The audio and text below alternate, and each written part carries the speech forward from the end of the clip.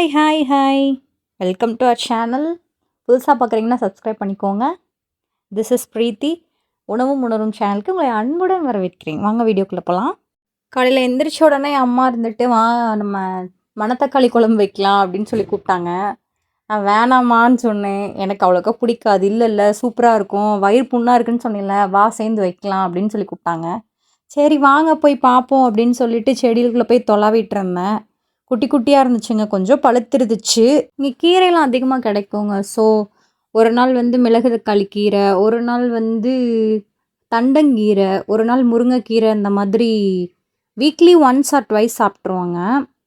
நான் வீட்டுக்கு முன்னாடி நட்டு வச்சுருக்கேன். அதனால் நட்டு வச்சேன்னு சொல்கிறத விட கொஞ்சம் நட்டுருந்தோம். அதுக்கு முன்னாடி ஸ்ப்ரெட் ஆகி அது மூலியமாகவே நிறையா வந்துருச்சு.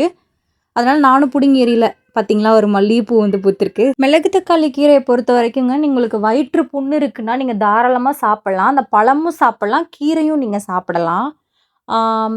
அது எப்படி பண்ணுறதுன்னு உங்களுக்கு சொல்கிறேன். ஃபஸ்ட் நம்ம பறித்து எடுத்துக்கலாம். ஒரு கப் அளவுக்கு எடுத்துக்கோங்க. குழம்பு வைக்கிறீங்கன்னா ஒரு 2 பேர் சாப்பிட்ற அளவுக்கு தாராளமாக இருக்குங்க.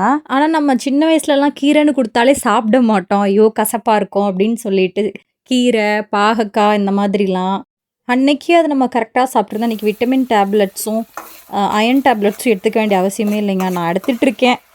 அப்போ நான் சாப்பிடாம விட்டுட்டேன். மணத்தக்காளியை நல்லா எண்ணெயில் போட்டு வதக்கிக்கலாங்க. அது நல்லா சொதம்ப வதக்கி எடுத்துடணும். அதுக்குள்ளே தக்காளியை கொஞ்சமாக எடுத்து அரைச்சி எடுத்து வச்சுக்கோங்க சைடில். அதுக்கப்புறம் அதே கடாயில் எண்ணெய் ஊற்றிட்டு கடுகு கருவேப்பிலை போட்டுட்டு பூண்டை நறுக்கி சேர்த்துக்கோங்க. அது நல்லா ஃப்ரை பண்ணி எடுங்க. ஸ்மெல்லே சூப்பராக இருக்குங்க. அதுக்கப்புறம் தக்காளி 2 வெங்காயம் ரெண்டையுமே ஒன்றா ஆட் பண்ணிக்கோங்க. ஒன்றும் பிரச்சனை இல்லை. நல்லா அப்படி மசிய வந்துடணும், குலகுலன்னு இருக்கணும் பார்க்கவே. இதுக்கப்புறமா கொஞ்சமாக உப்பு சேர்த்துக்கோங்க. உப்பு சேர்த்துட்டு நல்லா வதங்கும் பாருங்க. அந்த டைமில் அதை அந்த வதக்கி வச்சுருக்க காயை சேர்த்துக்கலாம். சேர்த்துட்டு நல்லா ஃப்ரை பண்ணிகிட்டே இருப்போம் கொஞ்ச நேரம்.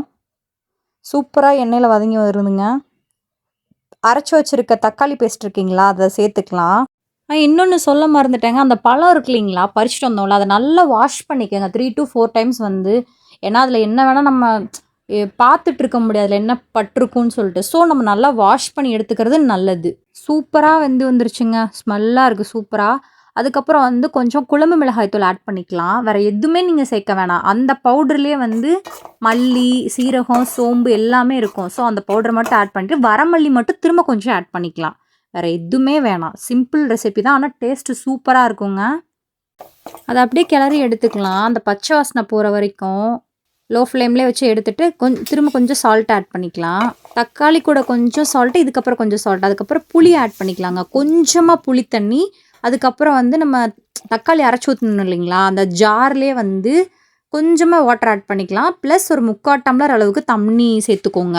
எல்லாமே வச்சுட்டு ஒரு 10 மினிட்ஸ் கூட தேவையில்ல, ஒரு 7 மினிட்ஸ் மட்டும் ஒரு மீடியம் ஃப்ளோ ஆர் லோ ஃப்ளேமில் வச்சுட்டு எடுத்து பார்த்தீங்கன்னா சூப்பராக இருக்கும். சூடான சாதத்துக்கெலாம் போட்டு சாப்பிட்டிங்கன்னா சும்மா டக்கராக இருக்குங்க. உங்களுக்கு நீங்கள் ஸ்கூல் லஞ்ச் பாக்ஸ்க்கு கூட நீங்கள் பேக் பண்ணி கொடுக்கலாம். சூப்பராக இருக்கும். மிச்சம் வைக்காமல் சாப்பிட்ருவாங்க. எண்ணெயில் போட்டு நல்லா ஃப்ரை பண்ணி எடுத்துட்டிங்கன்னா அந்த கசப்புத்தன்மை சுத்தமாக இருக்காது. இது பார்த்தா இந்த பழத்தோட குழம்புனே நம்மளுக்கு தெரியாது, அந்த மாதிரி தான் இருக்கும். ஆனால் நீங்கள் எவ்வளோ நேரம் ஃப்ரை பண்ணுறீங்களோ நீங்கள் பண்ணிக்கலாம். கருக விட்டுறாதீங்க, வச்சு சாப்பிடுங்க. வாவ்! ஒன்ஸ் அகெயின் சொல்கிறேன், கீரைலாம் நிறையா சாப்பிடுங்க. அப்படியே தண்ணி வந்துருச்சுங்க சமைச்சு முடிச்சுட்டு. சரின்னு சொல்லிட்டு தண்ணி விடலாம் அப்படின்னு சொல்லிட்டு செடிக்கு எடுத்துகிட்டு வந்தேன். ரொம்ப வெயில் அதிகமாக இருக்கனாலே செடிலாம் ரொம்ப வாடி போயிடுதுங்க மதியத்துக்குள்ளேயே. ஸோ தண்ணி விடலான்ட்டு வந்தேன். நான் அதுலேயும் விட்டுருவேன், கீழேயும் கொஞ்சம் ஸ்ப்ரே பண்ணுற மாதிரி பண்ணி விடுவேன். எனக்கு செடி வளர்க்குறதுனாலே ரொம்ப பிடிக்குங்க ஆக்சுவலி. எனக்கு இன்னும் நிறையா வளர்க்கணுன்ட்டு ஆசை.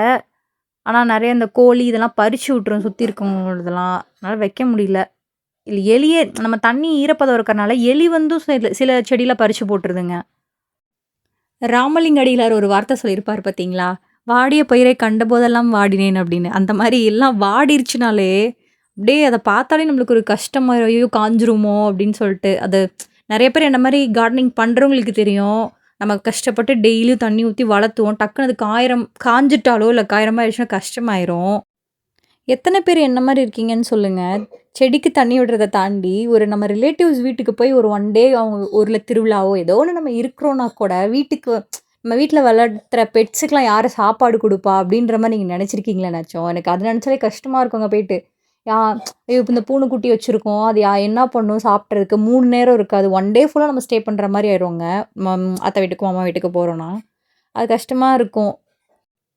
யாருக்கெல்லாம் பெட்ஸ் வளர்த்துறது ரொம்ப பிடிக்கும்னு சொல்லுங்க. எனக்கு ரொம்ப பிடிக்கும்.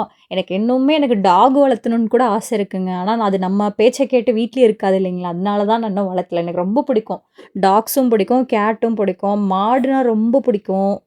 ஆ எல்லாமே எனக்கு ஆல்ரெடி நான் வளர்த்திருக்கேன். நான் சின்ன வயசுலேருந்து.